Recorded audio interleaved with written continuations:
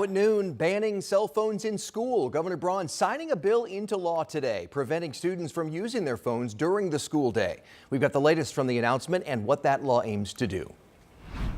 A mixed sky and a brisk wind keeping temperatures in check today. We've got crisp nights ahead and some storm chances all timed out in the 7-day. And more cuts to Indianapolis public schools. The latest budget cut impacting how your children get therapy in the classroom.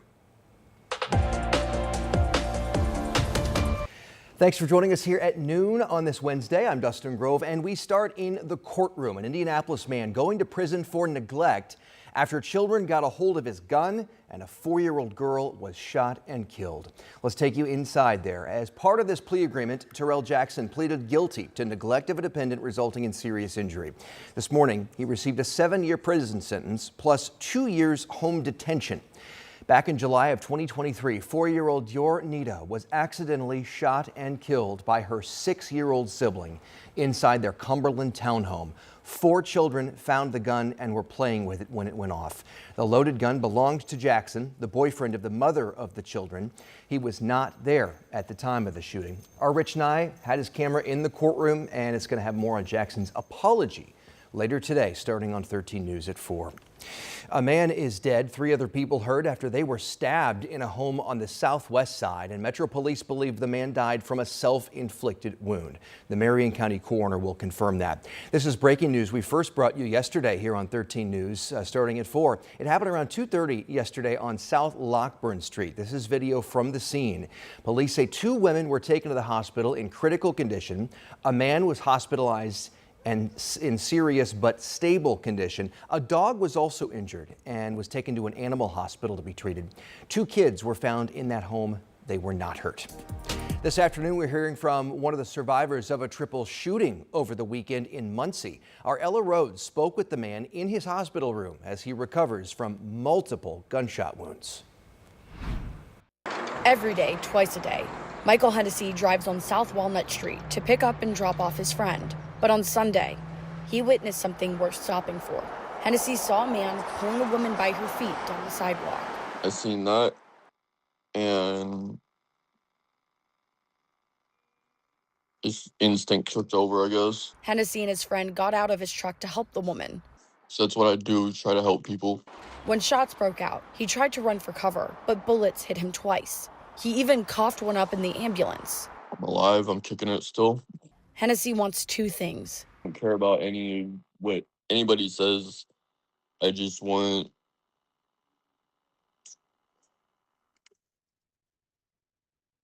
my friend to be all right. And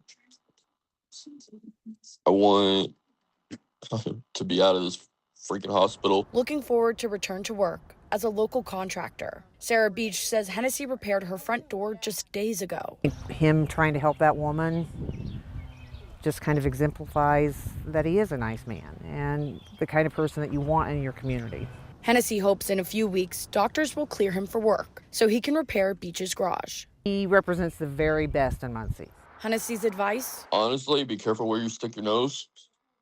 Police apprehended the 21-year-old suspect who allegedly shot Hennessy, his friend, and 23-year-old Cheyenne Rains, who sadly died from her injuries. Hennessy prays his friend survives and justice is served. Karma will get him.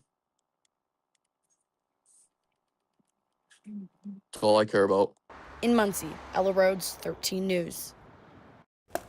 Police arrested the suspect on a dozen preliminary charges. He's being held right now in Delaware County with no bail. All right, turning to the weather on this afternoon at just about 12:05. Another nice day out there, although a little bit cooler than we've had the last couple days. It's going to be noticeably cooler this afternoon, and right on cue, we had some sun this morning, and the low clouds are flaring up over us. And that it's going to range. Sometimes you might have a mostly sunny sky. Sometimes you might have overcast here. So let me show you how this plays out with our time lapse from Carmel. You'll see that blue clear sky, and it just kind of destabilizes the atmosphere enough, and there's enough low level moisture that we get this. Again, as I mentioned, that's an overcast sky. It doesn't mean it's going to stay cloudy the remainder of the day at that particular spot. As we go south here into Bloomington, you see a little blue there where it is 68.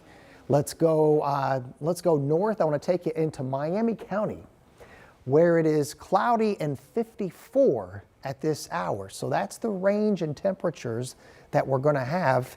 And this is some of this moisture coming down off of Lake Michigan at this hour. And there's a slight chance, real low, about a 10 or 20% chance that some of these clouds produce a few raindrops. Most of us are going to stay dry. The farther south you go, the less cloud cover you'll have today. The farther north, the more cloud cover you'll have. 56 Kokomo, 65 this hour in Indy. Remember, yesterday we were in the upper 70s. Lafayette, compared to this time 24 hours ago, 10 degrees cooler. We got the mixed skies I talked about here in Indy. Here's the after-school forecast. Partly to at times mostly cloudy.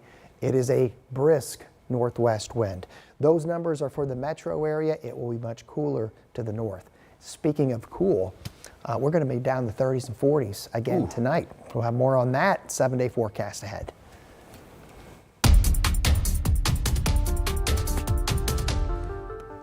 At the State House just moments ago, Governor Braun signed a bill banning cell phones in school. This has gotten a lot of attention over the last couple of months. So this new law aims to limit distractions by restricting phone use from, as lawmakers put it, bell to bell, so during the school day itself. Now before, state law restricted phone use during classroom time, but it was allowed in between periods.